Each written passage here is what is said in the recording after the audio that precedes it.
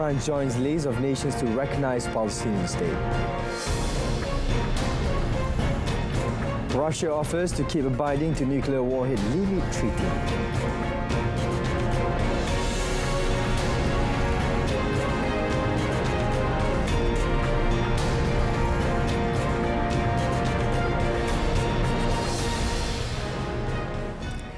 Good afternoon and salam Malaysia Madani. Thanks for tuning in. You're watching World Today with me, Sahih.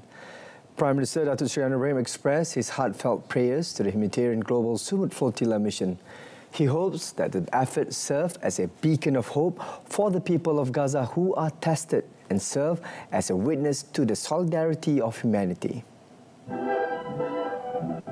This is for Palestine. And today, as we meet, a flotilla sails once more towards Gaza, bearing not the implements of war, but the promise of aid for a besieged people. It is a mission of mercy, and we must do all in our power to see that it reaches its shore.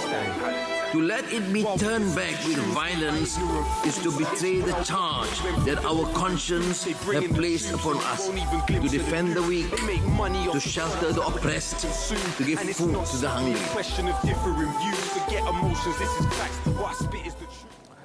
Dozens of world leaders gathered at the United Nations to advocate for a Palestinian state, marking a significant diplomatic shift nearly 2 years into the Gaza war. Despite strong opposition from Israel and its ally, the US, they included French President Emmanuel Macron, who recognized a Palestinian state and called for an end to the war, spurring a wave of Western moves to defy Israel in making the landmark move. Le temps est venu d'arrêter la guerre, les bombardements à Gaza, les massacres et les populations en fuite. Le temps est venu car l'urgence est partout. Le temps de la paix est venu, car nous sommes à quelques instants de ne plus pouvoir la saisir. Macron, however, said France would not open an embassy to a Palestinian state until a ceasefire is in place in Gaza and all hostages released. The Palestinian Authority hailed France's historic and courageous decision, and its delegation gave him a standing ovation. Monaco, Belgium, Andorra, Malta and Luxembourg then all recognized the Palestinian state from the General Assembly podium, bringing the total number of recognitions to 3/4 of UN membership. Australia, Britain, Canada and Portugal also made the recognition earlier, piling pressure on Israel as it intensifies its war in Gaza. Spain, Ireland and Norway already recognized the Palestinian state in May, and Sweden did so in 2014. Saudi Arabia's Foreign Minister Prince Faisal bin Farhan Al Saud also underscored Riyadh's commitment to peace efforts and said all countries should follow suit and recognize a Palestinian state. Mexico's President Claudia Sheinbaum called for an end to the genocide in Gaza during her morning press conference on Monday, ahead of the annual UN high-level general debate following the recognition of the state of Palestine by many Western states. Sheinbaum said the foreign minister will bring a message of peace, adding that Mexico has joined the international community to call for an end to the genocide in Gaza. According to Mexican media, this is the first time Sheinbaum has called the Israel-Gaza conflict genocide. The president also recalled that her government had recognized the Palestinian ambassador to Mexico for the first time. France recognized a Palestinian state at a summit in New York on Monday, nearly 2 years into the war in Gaza, joining Britain, Canada and other Western allies who made the same historic move on Sunday and were rebuked by Israel. Representatives of the 193 UN member states will gather in New York this week for the higher-level general debate of the 80th session of the UN General Assembly, which starts on Tuesday. The United Nations has raised the alarm over the worsening humanitarian situation in the Gaza Strip as Israeli military operations continue across the enclave. Citing the Office for the Coordination of Humanitarian Affairs, UN spokesperson Stephanie Dujarric reported that Israeli military operations continue across the Gaza Strip. The Palestinian Civil Defense said over the last 10 days, it carried out more than 50 rescue and recovery missions. pointing to the worsening food insecurity due to the ongoing Israeli attacks. Dujarric said hostilities have disrupted nutrition services in Gaza Governorate, where famine was confirmed over 1 month ago. He said partners working in nutrition reported that almost half of the treatment centres are reportedly closed, adding that it hampers efforts to detect new cases and maintain treatment of hundreds of children. He warned that desperate families are leaving Gaza City, with many moving towards Khan Yunis and Deir al-Balah in the south, where there is very little space to accommodate new arrivals. Emphasizing that displacement sites are already overcrowded due to repeated Israeli evacuation orders, Dujarric reiterated the desperate need for humanitarian support for the Gazans in the north. Russia has offered to keep abiding by the nuclear warhead limits in a key treaty with the US once it expires in February, but only for 1 year and if Washington did the same.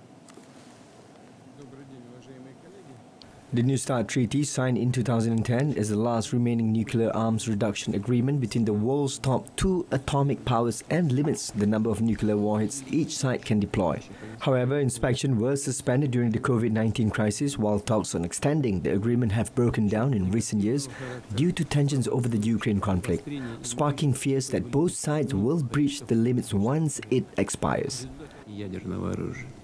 Чтобы не провоцировать дальнейшую гонку стратегических вооружений, обеспечить приемлемый уровень предсказуемости и сдержанности, считаем оправданным попытаться сохранить на нынешнем достаточно турбулентном этапе сложившийся благодаря ДСНВ статус-кво. Russia froze its participation in New START in 2023 but has continued to voluntarily follow the limits set in the treaty. The agreement restricts both sides to a maximum of 1,550 deployed strategic nuclear warheads each, a reduction of nearly 30% from the previous limit set in 2002. It also allowed both sides to carry out on-site inspections of the other's nuclear arsenal, though these were halted during the coronavirus pandemic and have not resumed since. The White House said a US version of TikTok would feature a homegrown model of the app's price algorithm, potentially clearing one of the main obstacles to keeping the Chinese-owned platform online in the US.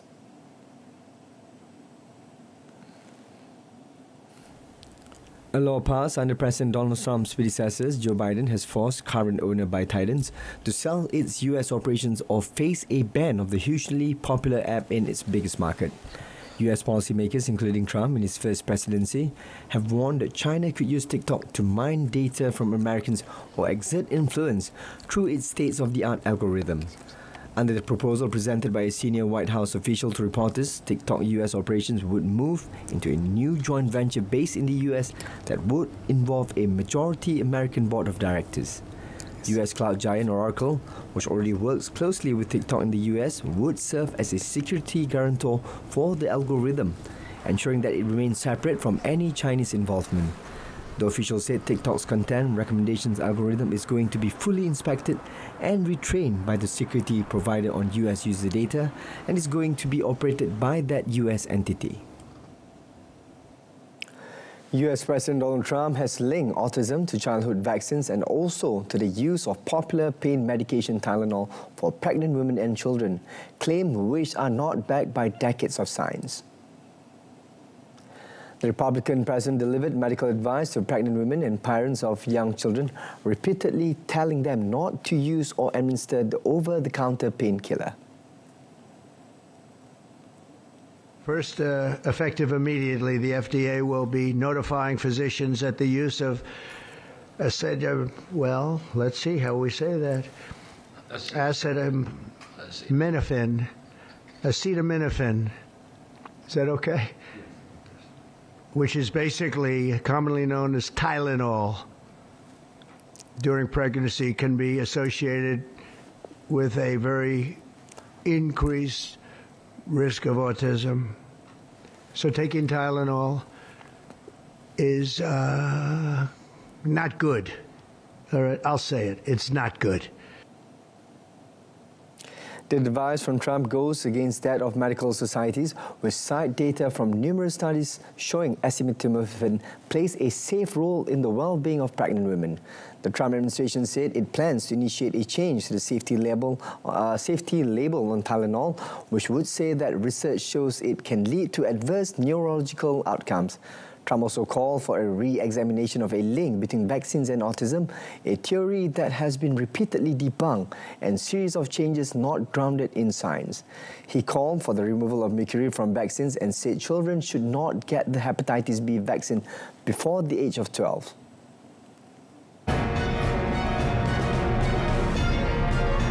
Coming up, residents in northern Philippines evacuate as super typhoon Ragasa hits.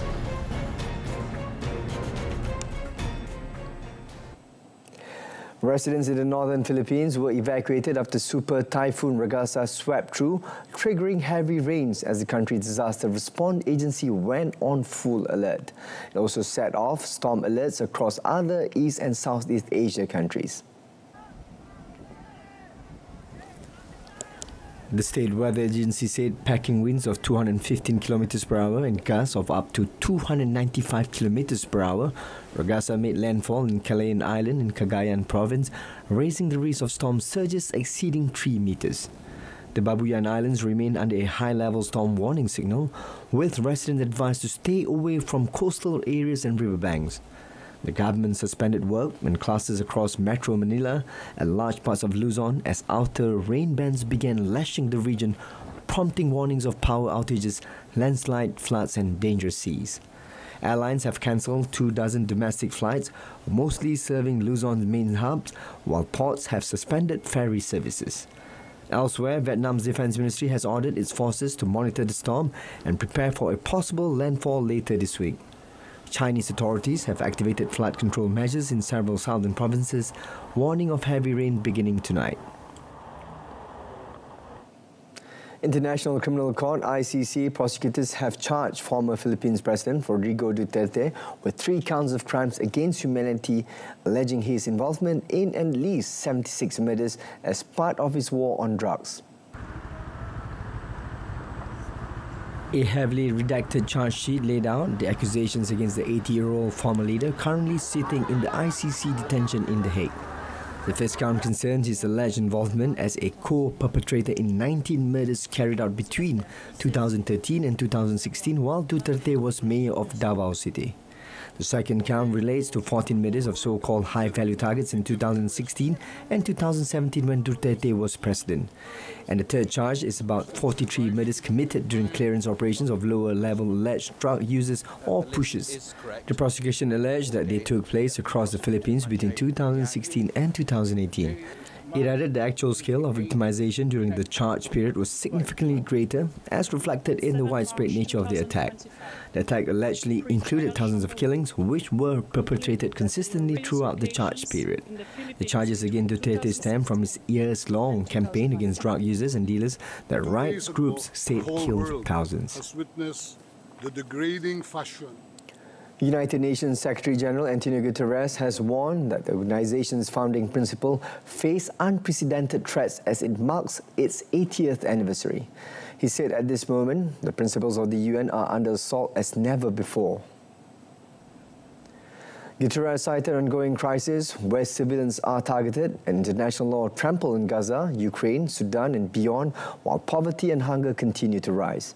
On climate challenges, he said the planet burns with fires, floods and record heat raging through climate chaos. He recalled the UN's achievements, including the eradication of smallpox, healing of the ozone layer and preventing a third world war. He, however, cautioned that the world is moving towards multipolarity without strong multilateral institutions, creating risks similar to those that Europe faced during World War I.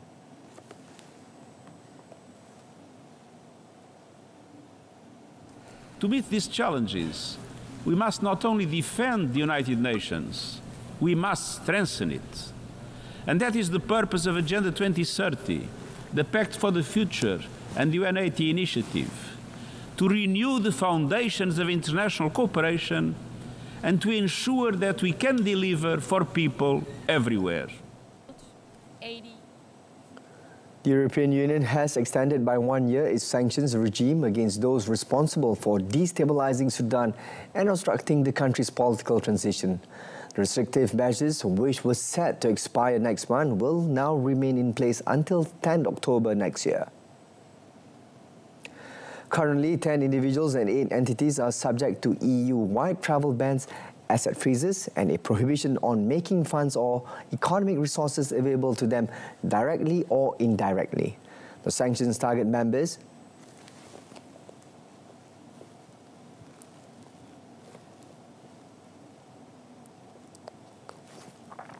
Currently, 10 individuals and 8 entities to EU-wide travel asset freezes and prohibitions on making funds or economic resources available to them directly or indirectly.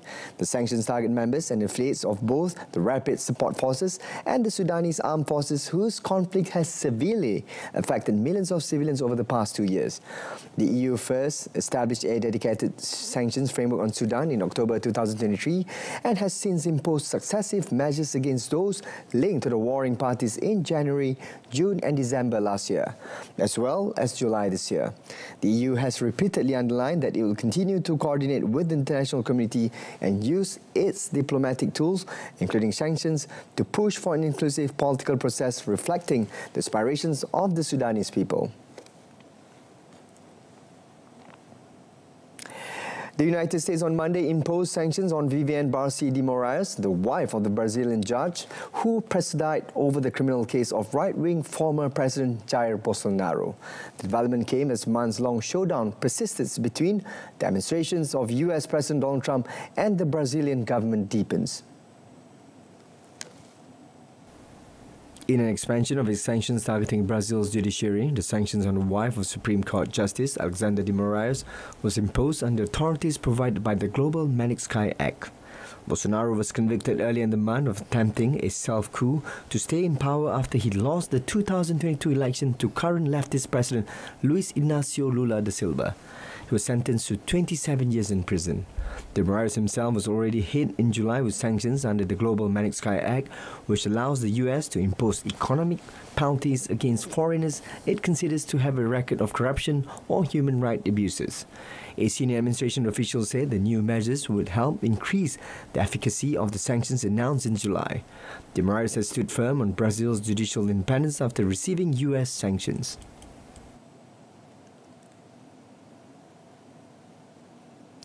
Inmates in Ecuador fought each other with guns and explosives in a riot that left at least 13 prisoners and a guard dead. The mayhem was the latest in a series of bloodbaths to engulf gang-ridden, overcrowded prisons in once peaceful country now at ground zero of the violent Latin American drug trade. The police said an unknown number of inmates escaped in the clash between rival gangs, during which another 14 people were injured. The gunfire broke in the early morning hours, alerting prison guards and police who rushed to that part of the prison in the city of Machala in southwest Ecuador near the Peruvian border. The police informed that the confrontation lasted about 40 minutes, during which inmates fired guns and threw bombs as well as grenades.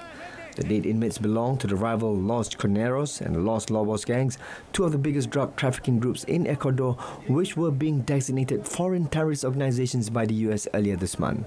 According to the police, the violence was the result of fighting between gangs in a facility housing double the number of inmates it was designed for. Organized crime has transformed Ecuador, a country of about 17 million, into one of the most violent nations in the world. Philanthropist Bill Gates on Monday announced the Gates Foundation will give $912 million to the global fund to fight AIDS, tuberculosis and malaria, as he urged governments to reverse global health funding cuts. Speaking at an event in New York, Gates said the world was at a crossroad with millions of children at risk of dying if funding drops too steeply. Well, the Gates Foundation, if we look back on our 25 years, two of the things we're most proud of and that have clearly had incredible impact is joining others in the creation of Gavi to buy vaccines. And of course, we had that replenishment. We were together there just in June of this year. And now we have a global fund replenishment that's taking place kind of a rolling set of announcements between now and the end of the year. And so today, literally this minute, we're announcing that commitment. The Gates Foundation's pledge matches its donations in 2022. That was the last time the Global Fund, a Geneva-based independent non-profit, raised money on its 3-year budget cycle.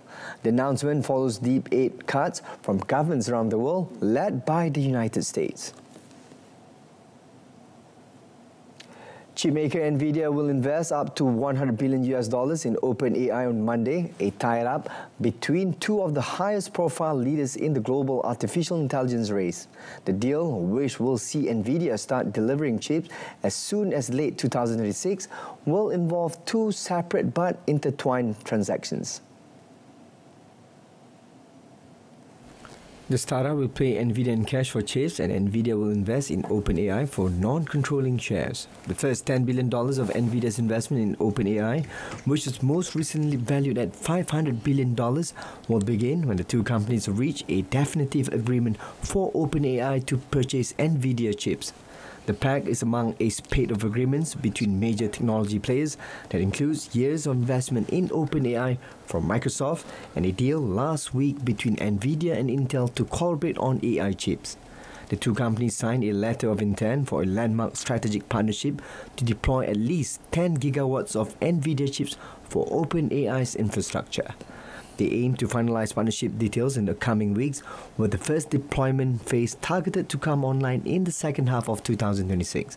Nvidia's investment comes days after it committed $5 billion to struggling chip maker Intel. This is DGX1. Still to come in sports, Osman Dembele wins Ballon d'Or award.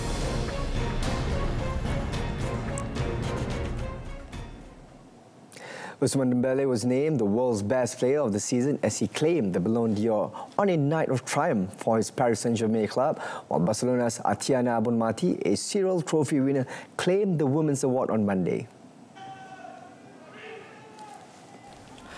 The 28-year-old France forward Dembele, who needed time and the guidance of PSG coach Luis Enrique to fulfill his potential as he inspired the capital club to the first Champions League title last season, became the sixth French player to lift the award and the first since Karim Benzema in 2022. He beat Spain and Barcelona forward Lamine Yamal, with his PSG teammate Vinta taking third place. Dembele's prize was one of several for PSG, who won the treble of Champions League, Ligue 1 and the French Cup last season, as well as the UEFA Super Cup this year. The French champions were named Team of the Season. Luis Enrique was voted Best Coach, and Gianluigi Donnarumma, who left for Manchester City in the close season, was recognised as top goalkeeper with the Yashin Trophy.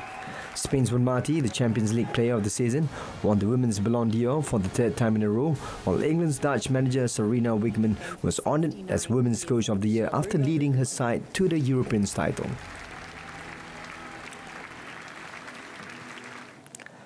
Al Hilal snatched a 1-0 win away to Al Adala to advance to the round of 16 of the King's Cup on Monday. Al Hilal, however, struggled to break down a resilient Al Adala defence as the two sides played out a goalless first 45 minutes in a match held at the Prince Abdullah bin Jalawi Stadium.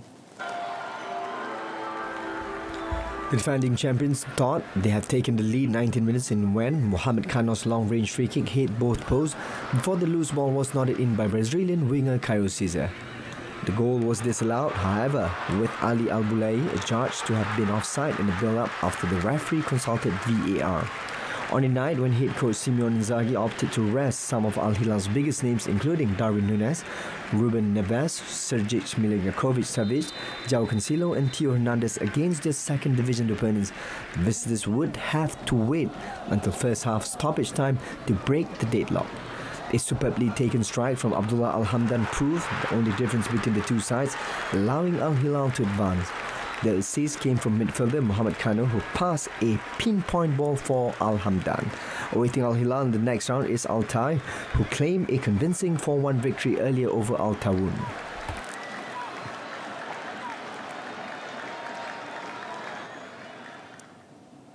In tennis, Alexander Bublik raced past home hopeful Wu Yibing to reach the final of the Hangzhou Open on Monday. The Kazakh third seed hit 19 aces on his way to dispatching Wu 6-3, 6-3 in just 61 minutes. The semi-final victory at the ATP 250 hardcourt event sees Bublik join the elite company of Carlos Alcaraz, Yannick Sinner and Alexander Zverev, the current top three in the world rankings, as just the fourth player to reach tour-level finals on all three surfaces this season. Bublik was victorious on grass at Hale in June before winning back-to-back clay court crowns in Stade and Kitzbühel in July. His only loss at his last three tournaments came against four-time Grand Slam champion Sinner in the first round of the US Open. Now up to the world number 12 in the ATP rankings in what's been a career year for the 28-year-old Maverick, Bublik will face qualifier Valentin Royer in Tuesday's championship match as he targets a fourth title of the year. For his part, Royer upset fourth seed and fellow Frenchman Corentin Moutet 6-3, 6-2 to reach his maiden ATP final.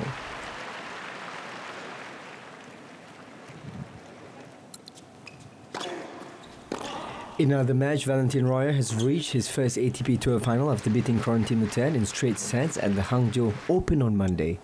Royer, currently ranked 88th in the world, had to play the qualifiers to reach the main draw in China, but is now in the final after beating his fellow Frenchman Moutet. In only his 8th career match on tour, Royer started strongly, breaking Moutet's serve in the first game. He hit an ace to seal the first set 6-3 and continued to dictate play as he cruised through the second set, winning it 6-2 to clinch a place in the final. He will play Alexander Bublik, who defeated home fans' favourite Wu Yibing. The final will be played on Tuesday. Royer has arguably had the best week of his career in China. Still, against Bublik's formidable serve and versatility, along with his perfect finals record this year, he may have to be content with a runner-up finish. Former Formula One team boss Christian Horner officially left Red Bull on Monday after being ousted in July, with British media reporting an £80 million settlement. A Red Bull statement on the team website announced the 51-year-old formal departure but did not mention any financial terms. Horner, one of the sport's most successful team principals, was removed from his position at Milton Keynes by the Australian energy drink company on 9 July after 20 years at the helm. The Briton, who was replaced by Lauren Mickey's, had remained an employee technically despite being released from his operational duties with the team. The Daily Mail and Times newspapers both reported he had left with an £80 million package, less than he would have received had he had served out his contract to 2030 and would be in position to return to Formula One next year. Media reports have said that Horner, who had been cleared of allegations of misconduct by a female employee at Red Bull, could take a stake in another team if he does make a comeback. There was no immediate comment by Horner about his future plans. Red Bull have won the last two races, including Sunday's in Azerbaijan, with four-time world champion Max Verstappen dominant from pole position. That wraps up all today this time around. In our top story, France joined list of nations to recognize Palestinian state. For business news updates, do join us tonight at 8:30 p.m. on TV1 or saluran Berita RTM. Till then, I'm Sahih Samsudin, Malaysia Madani, Rakyat Disantuni. Thank you for watching.